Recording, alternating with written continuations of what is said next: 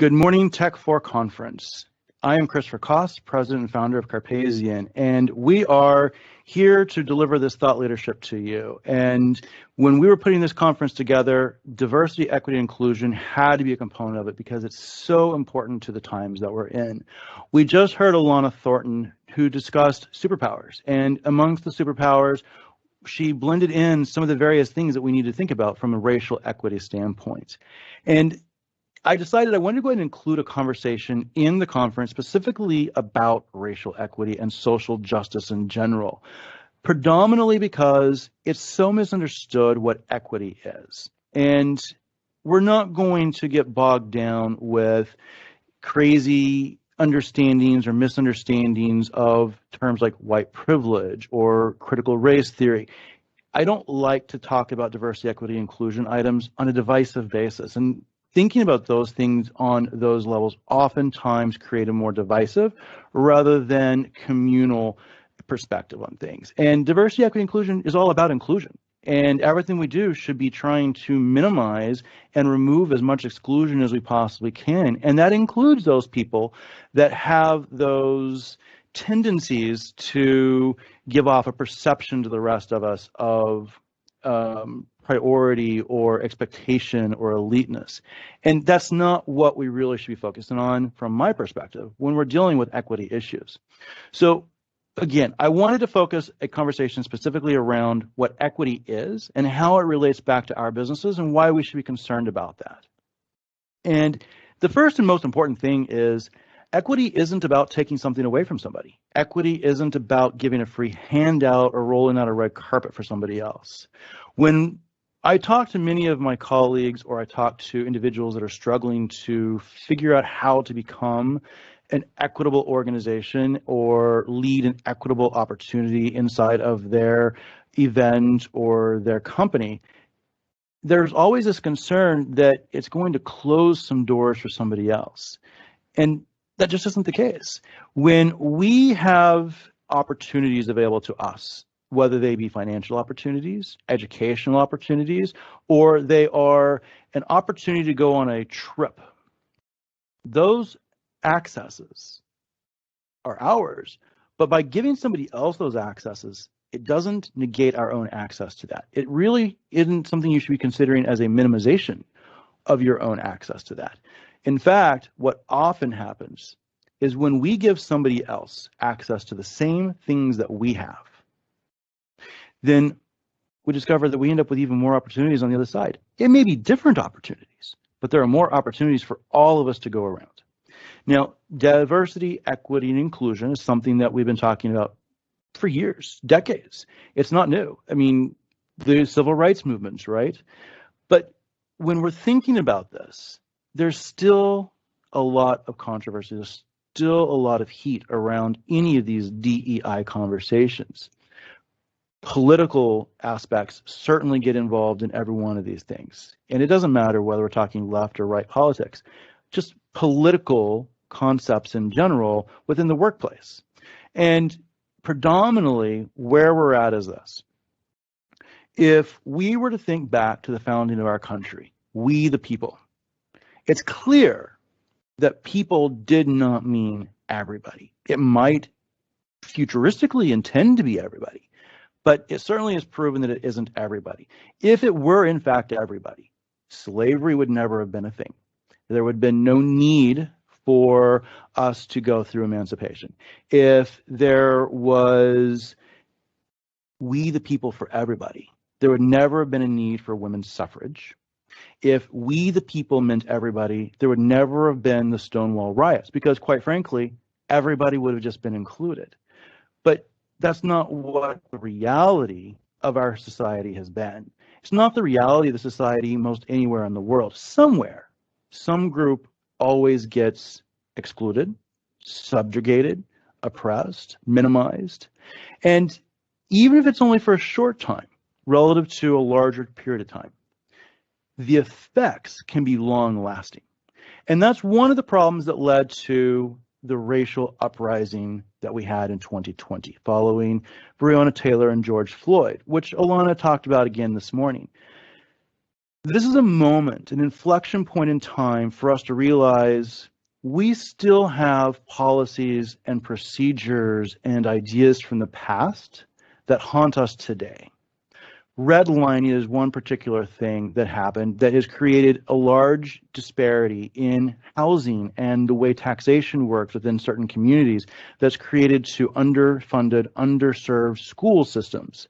But education solved is not social justice solved, because there's more to it than just education. We hired an employee from a local high school. They were a recent high school graduate, and there were some spelling issues and some writing issues and various things that didn't seem to match the experience with education. But the person was brilliant. The person was motivated and enthusiastic. So again, education in of itself and turning that around so that every person has an equitable education isn't really going to solve all of our problems. But that's the most important thing. We shouldn't be trying to solve all of the problems in this moment. There are things that we need to focus on, things that are critical for us to deal with in this moment. In this moment today, we have brand new racial concerns that, quite frankly, there's been indications of it for some time. But the recent surge in intolerance, aggression, even violence towards our Asian American and Pacific Islander community. And as Alana said this morning, they're part of our community. They are our Asian American and Pacific Islander individuals. And that's another thing that she focused on was individuals. But if we as individuals came together and brought our power as individuals together as one cohesive group, what would the outcome be? Now, the reality is inequity comes from multiple sources, and there is no single cure for those things. But when we focus our moments on what's happening today, again, the aggression and the violence towards our Asian American community, that does not negate our need to still pay attention to the other situations. We can't put 100% of our energy into just the immediate moment. We've got to maintain momentum on all the other initiatives, and we've also got to be aware of the new things that are on the horizon. Because as I said, there were already signs that we could expect some violence and aggressions towards Asian Pacific community.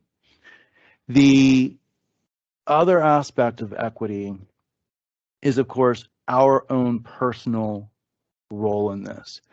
We're one stone being thrown amongst many other stones.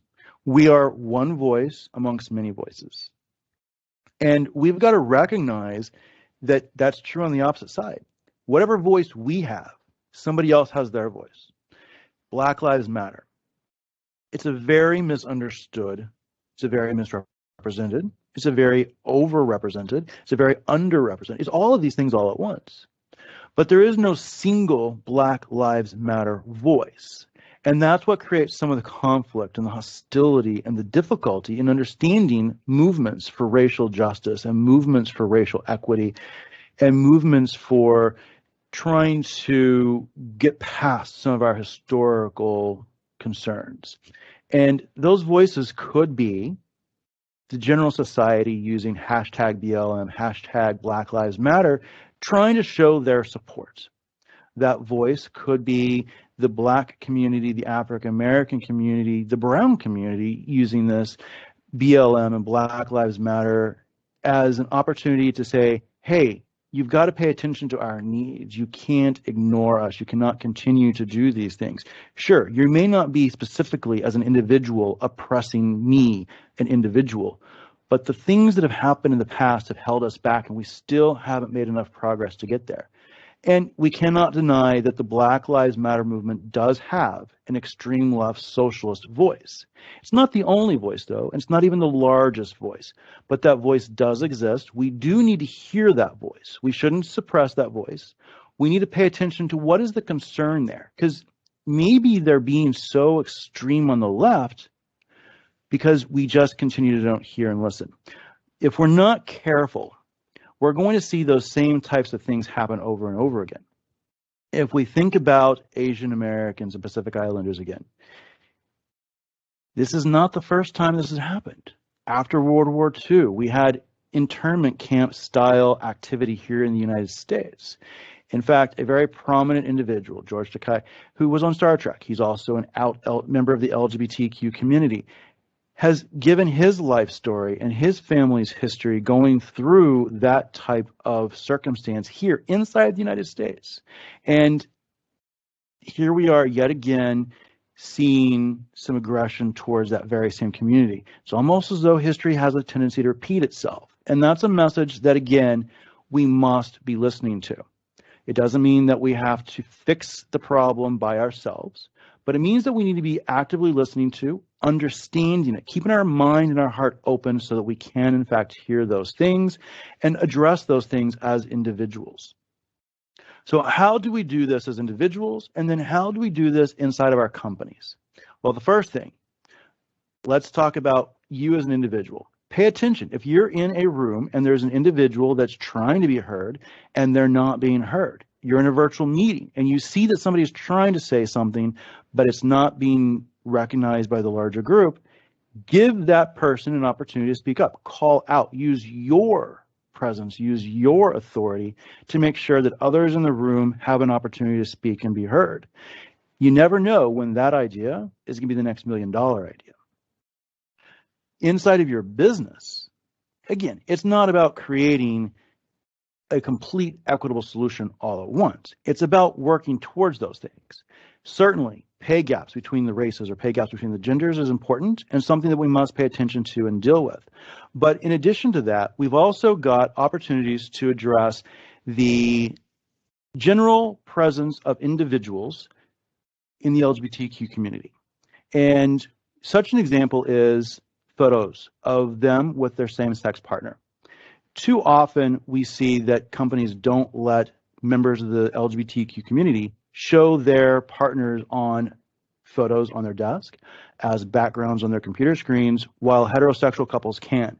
Sometimes a company will try to take an equitable approach of saying, okay, just nobody can show any kind of public display of affection in photos or backgrounds. That might be one way to address the issue, but it doesn't really create an equitable situation. It creates a don't ask, don't tell type situation. And I can assure you, when you do that, both the LGBTQ community and the heterosexual community are going to feel silenced. They're going to feel quieted. They're going to feel like they're not allowed to be their true, authentic selves.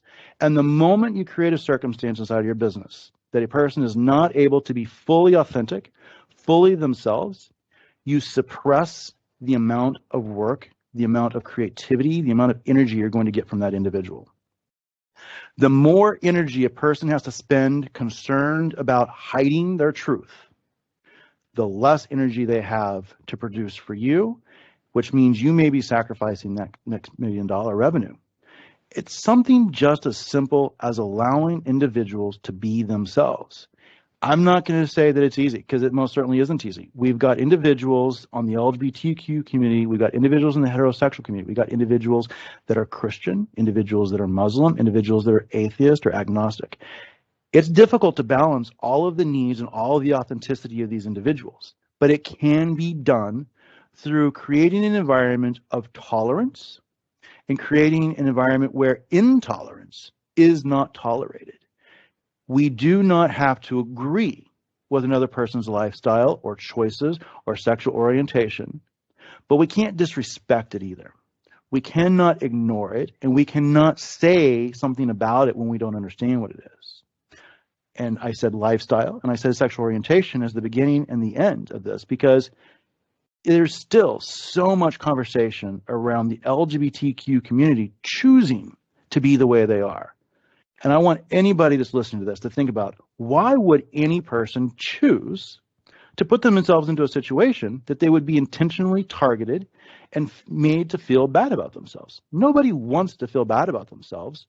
Nobody chooses to be gay or bisexual or panromantic. Nobody chooses to be transgender. What they do choose is to live their truth. They choose to say, I'm not going to be silenced. I'm not going to be quieted. And if you want to be able to embrace the future and you want to be able to grab every $1 million opportunity or even every $1,000 opportunity that comes to you, you cannot afford to silence the authentic truths, the authentic individuals of those that work for you. Be the change, be the voice for reason, and set the example. And the most important thing for anybody to remember, it doesn't matter how much the team members want to make a change, no matter how hard the employees do work to make the change. If the owners and the CEOs and the board of directors are not on board and they are not leading by example of be the change, they are in fact leading by example of the status quo and intolerance. I do hope that you will take into consideration all of these words that I've said, because coming up next, we've got a very powerful story from one of my team members. He came from a different company, a much larger company than Carpazian, a publicly traded fortune company. And his experience wasn't really as great as one might think it is, given how much one says about this company that he worked for. Now, of course, we don't want to create hostilities, and we're not going to talk about who his employer was or any of those things. But I want you to think about his story as he tells this story and consider your company, no matter its size. If this were one of your employees, what are they going to feel? I appreciate your time, and I hope you enjoy the rest of our conference. We are not going to discuss only DEI topics, but we are going to be inclusive of DEI in everything that we do, because Carpazian believes that it should be an intentional and purposeful method of ensuring that everybody has a bright future. Thank you.